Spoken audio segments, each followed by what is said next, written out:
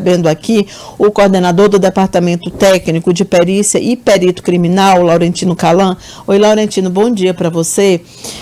Infelizmente, a gente vai falar de mais um assunto triste, mais uma tragédia, mas assim, eu acho muito impressionante que nós estejamos em 2025 falando de envenenamento, que é o método de cometimento de crime talvez mais antigo da história da humanidade. Eu não sei se você deve saber mais do que eu, mas quando a gente vê, por exemplo, aquelas tragédias gregas, acho que personagens bíblicos, todos tinham esse uso desse instrumento do envenenamento.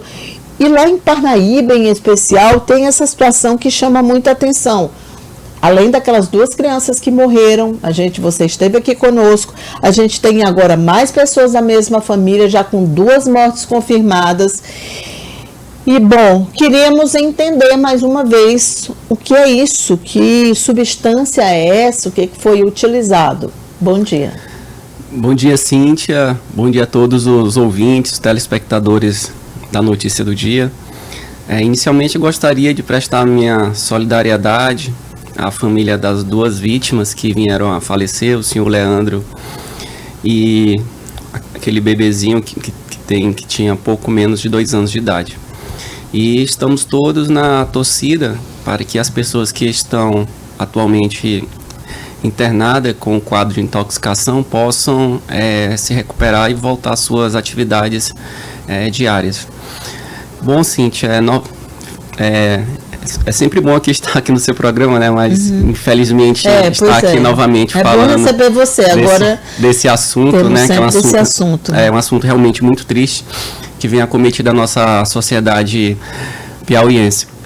Como você bem falou, esse modus operandi de cometer um crime através do envenenamento, isso já data realmente de milênios, né, de muito tempo atrás.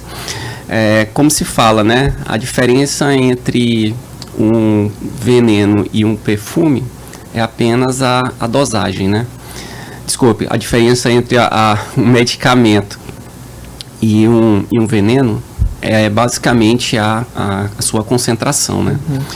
Então, nós estamos aqui para poder prestar esse esclarecimento aqui a toda a sociedade piauiense.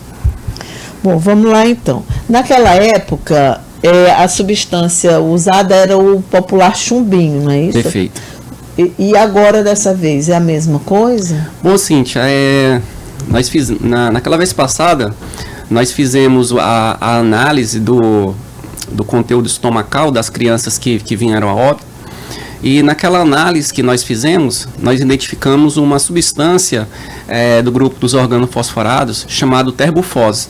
O terbufose é uma substância muito agressiva ao ser humano. É uma substância que provoca alguns sintomas, como diarreia, como salivação excessiva, e pode chegar até ao quadro de insuficiência respiratória. O terbufose é uma substância que é muito utilizada para raticidas e essas substâncias elas serem tradicionalmente de coloração, antigamente era coloração um pouco escura, né? Ficou conhecido como chumbinho, né? Por conta da coloração, mas hoje essas substâncias elas já possuem outras cores, né? Azul, vermelho, mas nacionalmente elas ficaram conhecidas como chumbinho. Então a substância que nós identificamos no caso passado daquelas 2 crianças positivou para terbufose. Desta vez, toda a polícia científica, a Polícia Civil de Parnaíba, eles fizeram, né, nossos médicos legistas, fizeram a coleta do material com um tempo muito célere e foi encaminhado ao nosso recém-criado, né, menos de 1 ano, o nosso laboratório de toxicologia forense, que é instalado hoje no Instituto de Medicina Legal. Nós fizemos a análise desse material que foi encaminhado, né? Nesse primeiro momento foi analisado a amostra da pessoa que veio a óbito, né, do senhor Leandro, e nessa análise foi identificado, infelizmente, a presença desse organofosforado, do terbufose. Podemos falar, conhecido como popularmente chumbinho, né? É uma das substâncias. A mesma coisa, então, a mesma substância. Exatamente. Felizmente foi a mesma substância, estava presente no organismo do senhor Leandro, e essa substância foi a responsável por ter desencadeado diferentes sintomas que veio a levá-lo a óbito. Entendi. Laurentino, uma outra dúvida que eu tenho é o seguinte: você falou aí que antes era preto e que hoje já tem cores. Isso, inclusive, pode ser até um risco maior, né? Porque, assim, imagina uma criança ver alguma coisa colorida que é deixada ali, porque, como você disse, é uma substância que, às vezes, ela é adquirida para as pessoas fazerem armadilha para rato, né? Ou pelo menos era no passado, não sei se ainda se compra. Eu queria que você explicasse isso também, se não tem controle nessa venda desse produto. Bom, muito boa pergunta, Cintia. Isso aí realmente é algo que é muito importante.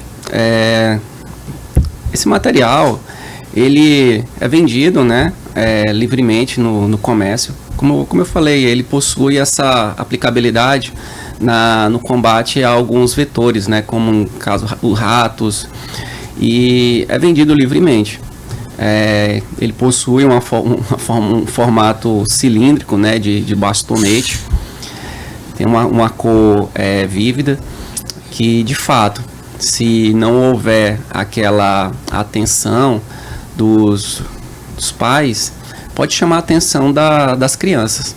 E como eu já falei, é uma substância que tem uma toxicidade muito grande. Então, o ideal era não comprar, né? Não ter isso em casa. Exatamente, pessoal, porque é sempre bom a gente deixar o combate desses vetores na custódia de pessoas que são especializadas, né? Pessoas que são especializadas a manusear o pesticida, ele vai saber como remover, então fazer com toda aquela segurança, né? Então é por isso que, às vezes, quando se faz uma desinsetização, é comum você evacuar o local para que a empresa possa trabalhar da melhor forma possível, porque de fato é uma substância muito perigosa, que às vezes uma criança não tem aquela maturidade para não colocar na boca, né?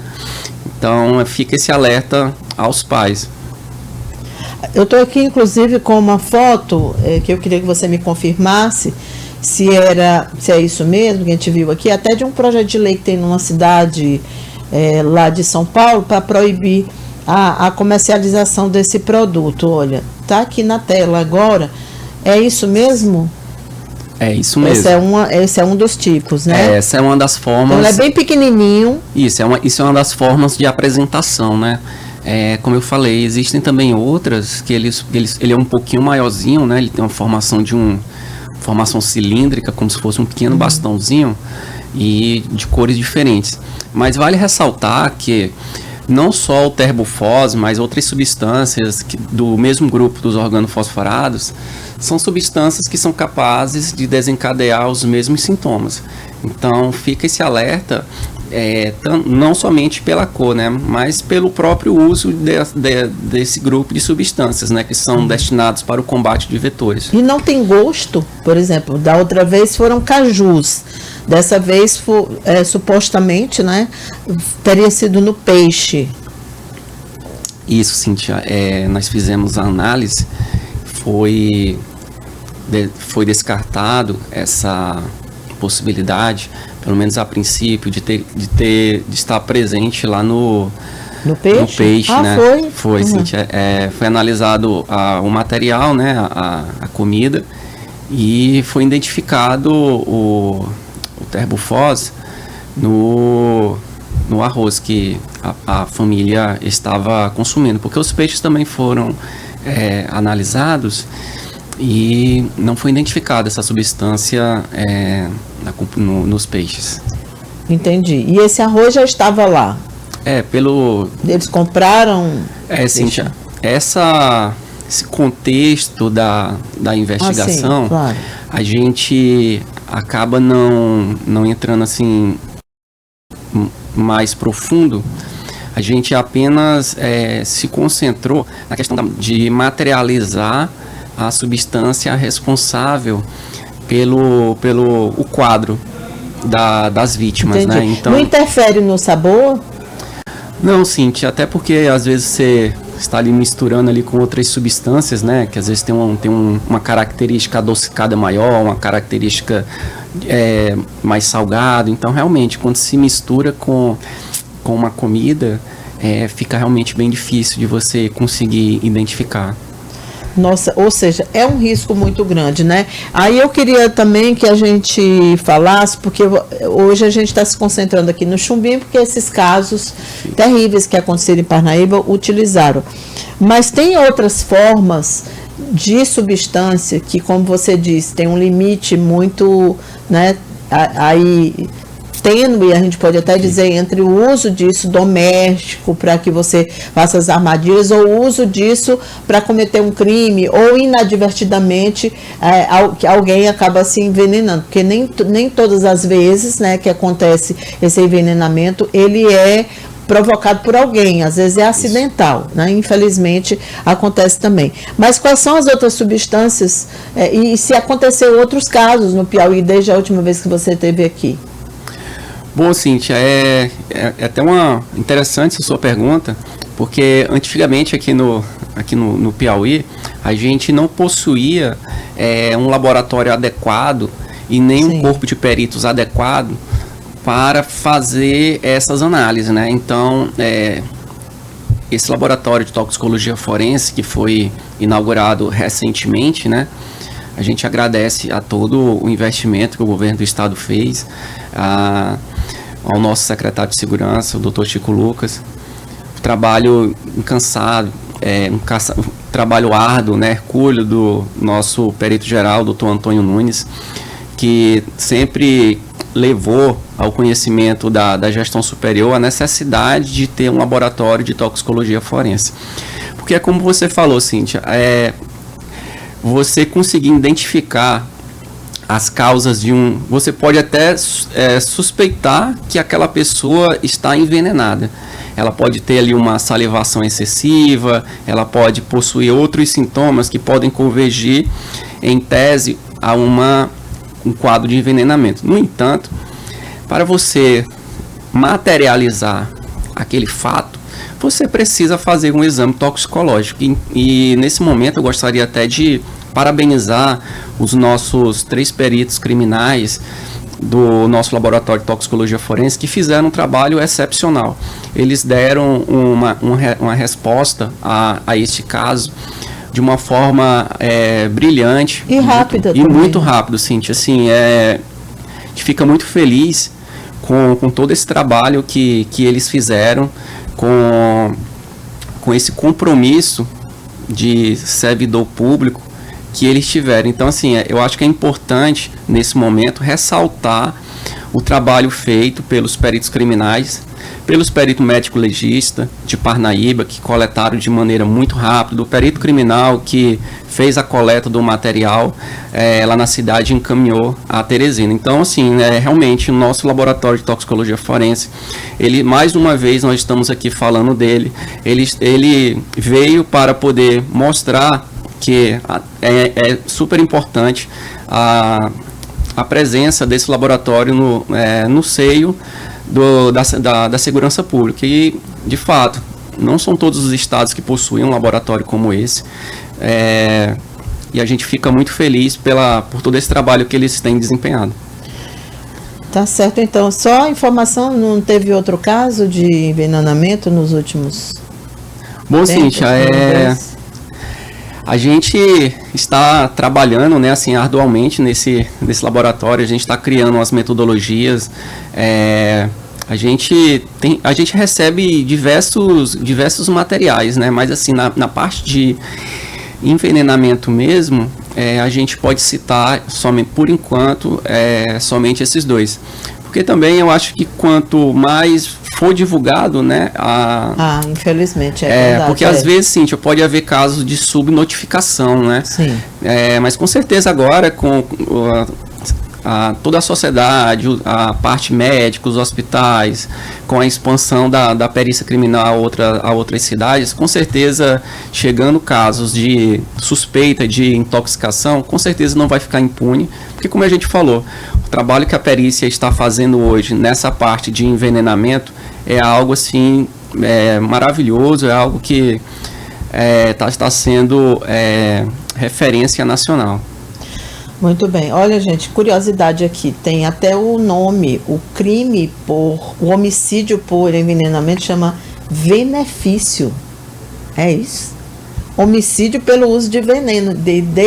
Como eu mencionei, desde a Roma antiga já tinha essa prática. Enfim. E teve um caso também na França, em 2008, de um homem chamado Ghislain Belmont, que foi condenado pelo envenenamento do pai e da mãe dele. E aí teve a história dos Borgia também, é muito conhecido quando a gente estuda, Alexandre VI, da família dos Borgia, que envenenou cardeais e acabou sendo envenenado também. Ou seja, há muito tempo que infelizmente se usa de substâncias, né? Isso aqui está num trabalho científico chamado A História do Homicídio por Veneno, do professor Roque de Brito Alves, da Universidade Federal de Pernambuco. Laurentino, muito obrigada pela sua entrevista. Espero que você volte aqui depois, não para falar de tragédia. Tá bom, Cintia, eu que agradeço novamente pelo convite. Toda a nossa polícia científica, nós estamos à disposição. No que vocês precisarem, estamos sempre aqui presentes para poder tirar qualquer dúvida. E agradecer novamente a todos os telespectadores e ouvintes da Notícias do Dia. Muito bem. E também, olha, gente, importante você, na hora de preparar seu alimento, né, ter um cuidado maior na hora de consumir também alimentos vindos de outros locais. Eu acho que tudo isso, todo esse tipo de cuidado, a gente teve vários casos no Brasil, brigadeiro envenenado, teve um bolo também, pessoas morreram recentemente. Então, assim, infelizmente, parece que isso está multiplicando, né? Infelizmente, ou a gente está sabendo mais, a subnotificação diminui, ou então realmente o número de casos tem aumentado.